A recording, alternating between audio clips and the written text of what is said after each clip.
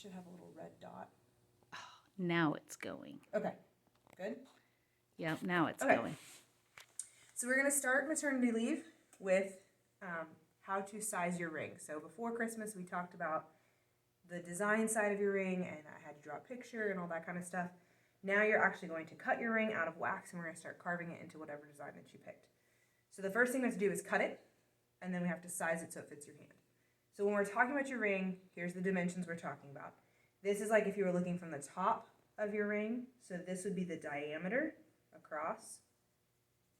You should have determined that with ring sizers before Christmas, so we're cutting to approximately the right diameter already. We can talk about the actual thickness. So that's like how thick it's going to fit between your fingers, how thick the walls of your ring are going to be. And then we can also talk about the bandwidth. And you might jot this in your notes so that you know when I'm talking about different stuff what it actually means, right? So diameter of your ring is like your ring size. The thickness is how much metal is going to sit like between your fingers. And then your bandwidth is how much ring you're going to have like this way on your hand. Like how thick is it gonna ride up your fingers?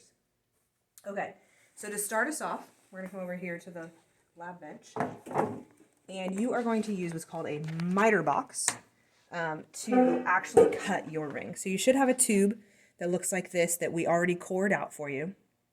You need to cut off whatever bandwidth you need, whatever you decided in your design, and make sure that you cut it to the thickest part of your design. Because if you cut it to the thinnest part, then you don't have enough for the thickest part. You are going to use calipers. These should seem familiar to you. Remember to make sure that they're in millimeters.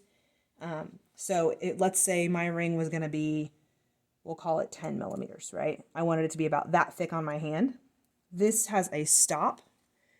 This little screw here, if you screw it in nice and tight, this thing doesn't slide anymore, which is super convenient. Because I can then take it to my box and set up my box to this exact size. There are 3 cut options on your box. Your tube is going to sit in here like this. This cut, if you look at it straight from the top, is not straight. It's an angle cut. So it's going to cut an angle, believe it or not, on your ring. If you want a straight cut, meaning your band is going to be the same width all the way through, you want to use the middle one. And then you can kind of disregard, this is the opposite ring cut, unless you're wanting to get, unless you want your ring to look like this. Let's say, like if that was a side view, this being maybe the back of your ring, and this being the front of your ring. If you're going for something like that, you might want to use both angle cuts. Otherwise, you can just do it with sandpaper, and you can make that shape all on your own. So I'm going to do a straight cut just for fun. So I want to set my caliper so that this stop is approximately 10 millimeters from this little cut slot. So that's about right. I'm always going to cut maybe a little bit on the big side because I can always sand it down. Then you tighten the little screw on your stop so that it doesn't move.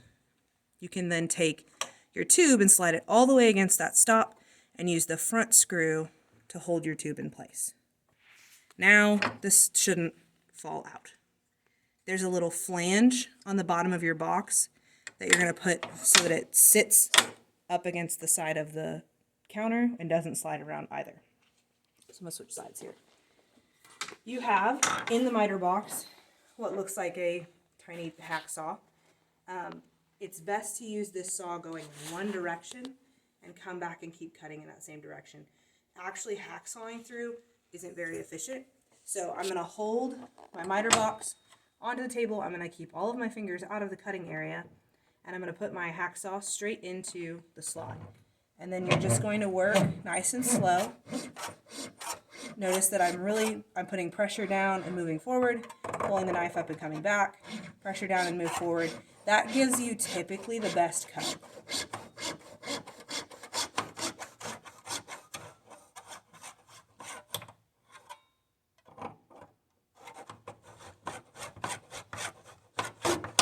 All right.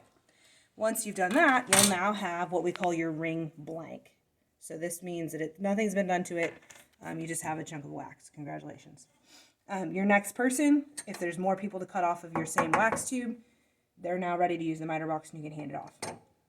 So step 2 of this ring sizing business is to actually make it fit your finger. So we know we used drill bits that were close, but not necessarily the right size.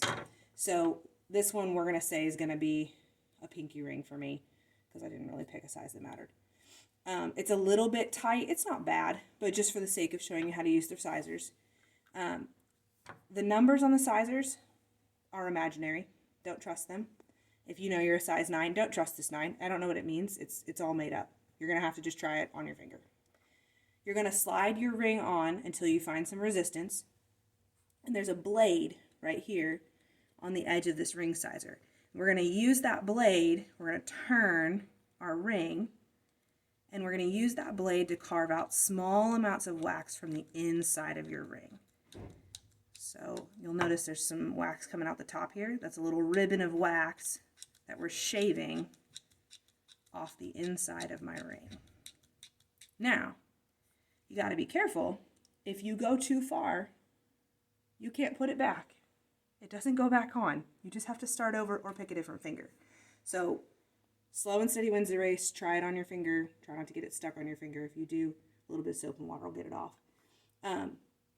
You also need to make sure that I take and I flip the ring over, because if you notice there's an angle, and if you only ever work your ring in one direction, your hole on the inside actually ends up with a taper also.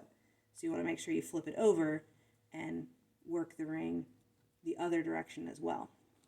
Now, you'll notice how I'm holding it, I never ever put pressure right here on the top. So if you look from the side, there's actually a hole. Get the wax out of there. There's actually space right here. If I put pressure on here and then start to twist, chances are I'm going to crack my ring.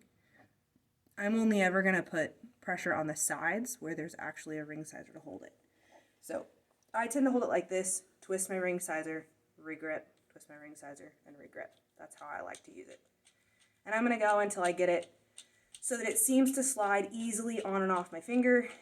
Know that once we get these into metal, there's not a lot we can do if they're the wrong size. It's a lot harder to size a metal ring than it is to size a wax ring. So make sure you're happy with the fit before you move on to any other part of your design. Once you're happy with it, clean up your wax mess, clean up this wax mess, and then you will be ready to start carving your ring, which you will see in the next video.